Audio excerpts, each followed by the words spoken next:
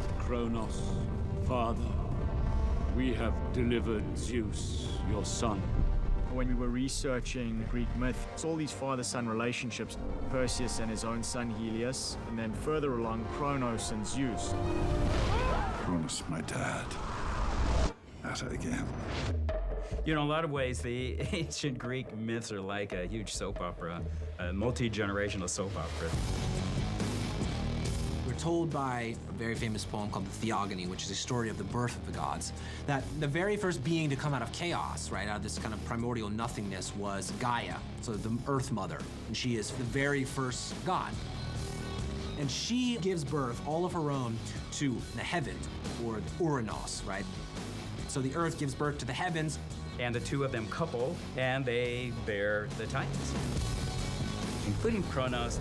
So everything's going great until Uranos feels threatened by the Titans and wants to get rid of them in order to protect himself. And knowing this, Kronos in particular organizes brothers to turn on their father. At this point, Kronos takes over. He becomes the ruler. So later, Kronos is told in a prophecy that one of his descendants, one of his children, would displace him as a king of the gods. So he decides he won't take any chances, and he tells Rhea, his wife, I want to eat all of my children. And so one by one, she hands them to him until it comes to Zeus, the youngest of all of them, and she just can't do it. So she takes a stone the size of little baby Zeus, wraps it up in a blanket, gives it to her husband, who then swallows it.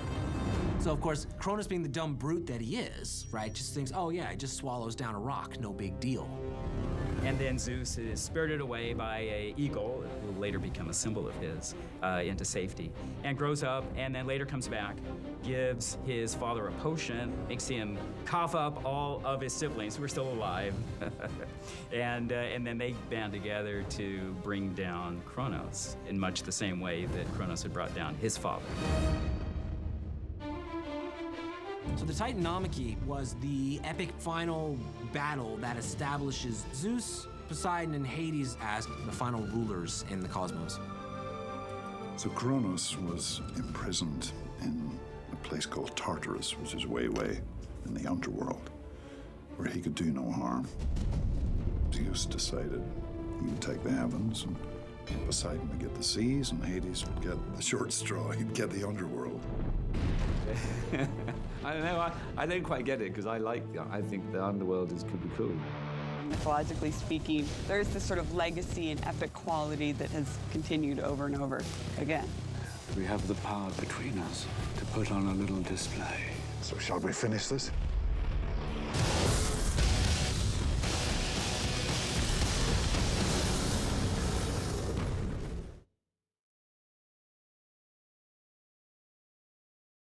We're looking for Hephaestus, the maker of such mighty weapons.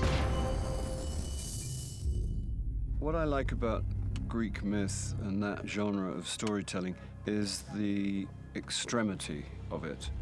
If you take a simple fact, like my character, Hephaestus, was born lame and therefore rejected by his parents, who threw him from Mount Olympus.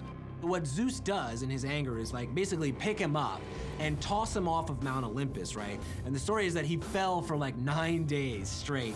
Not for like 3 hours, not 5 hours. He said a whole week of falling before he hit some island in the middle of nowhere. It's a mad story. You forged these weapons right here for the gods. He was the engineer of the gods. He was the one who builds the weapons for the gods. He can make great beauty out of base metal. He can also turn gold into magical weapons and armaments. He once made a belt, unwisely, for his wife, Aphrodite, which would make her attractive to everyone. Not that she was having much trouble in that area anyway. Aphrodite has been forced to marry Hephaestus by her dad, Zeus, which Hephaestus is obviously thrilled about, but all the rest of the gods are sort of snickering about it amongst themselves. Of course, Aphrodite is not going to take this lying down, and so she cultivates an affair with Ares, the god of war. And Hephaestus finds out about this and decides to catch them in the act. So he constructs a special net that no one could get out of. and he threw a steel net over her in order for other people to see them, to witness their betrayal. But they all kind of laughed at him instead of them. Poor Hephaestus, he just can't catch a break, you know? He's also the source of a lot of humor. He's the scapegoat. He's the guy who all the gods get to laugh at because of his funny limp and his ugly features. Ultimately, he's exiled forever, and that seemed like a really interesting character. This guy that used to be a god, the guy that used to have all this power, is now exiled. Well, in that case, we'd best prepare. For what? The end of the bloody world.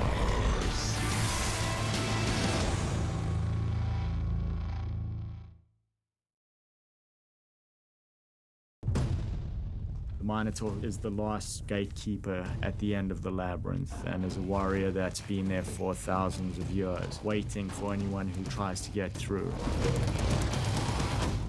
The Minotaur.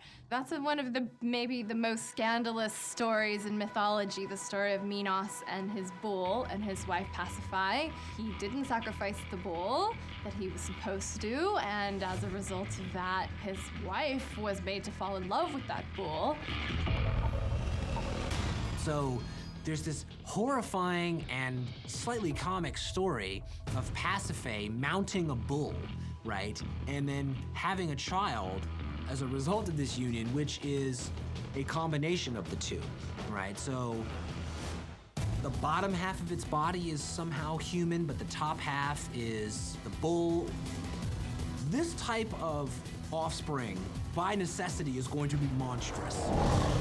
So he has to deal with this, the consequences of his actions, that is this monster that is now, you know, running around on the island of Crete.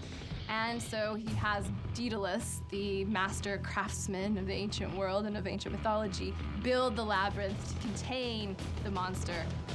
So you have the Minotaur who eats humans, who desires to eat people, who lives on human flesh, and who lives in this labyrinth. People are thrown into it, and they can't find their way out, and eventually the Minotaur hunts them down and eats them.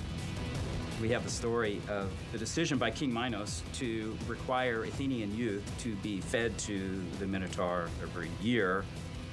And this was this gruesome punishment because you got lost in this maze, right? It's dark, you can never find your way around, and then you just get eaten by this disgusting, this scary beast. So one of the young men that comes one year is a hero named Theseus. And he's helped in this by the daughter of King Minos, Ariadne. As he's about to be thrown into the labyrinth, she gives him a ball of twine and a sword. And with that, he can find his way back out of the labyrinth. So he finds his way in, slays the Minotaur, gets out, and then hightails it out of there. But Theseus, like Perseus, is one of these characters, right? Like tasked with one of these impossible adventures. This is a beast that had done so much destruction, right?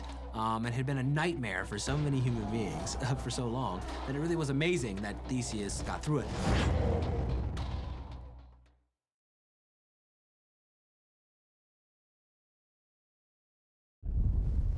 The walls of Tartarus are falling. It is emptying all its demons onto the earth. The first are already here.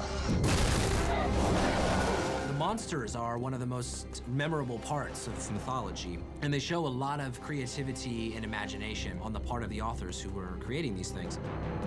We did an exhaustive search of mythology in order to figure out kind of what's the most exciting things that we could see and what, as fans of the material, do we want to see. And so the Chimera in particular was one of the first ones that we grabbed onto because it's just such a cool character.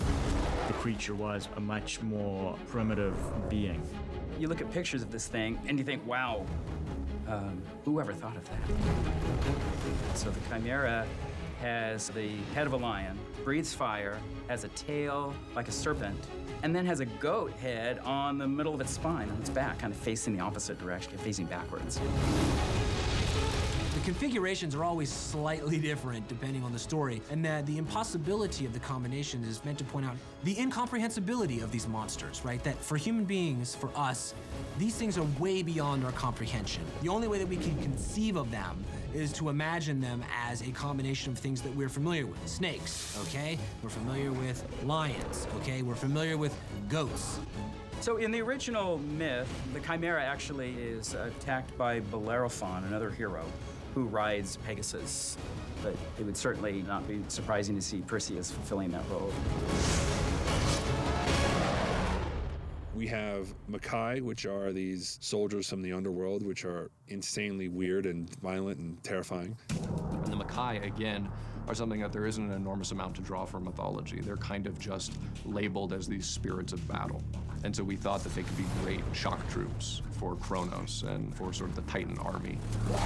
It's a very minor sort of spirit demon, and we couldn't ever find ourselves anything other than the name to it. And so that gave us sort of carte blanche to sort of make it what we wanted.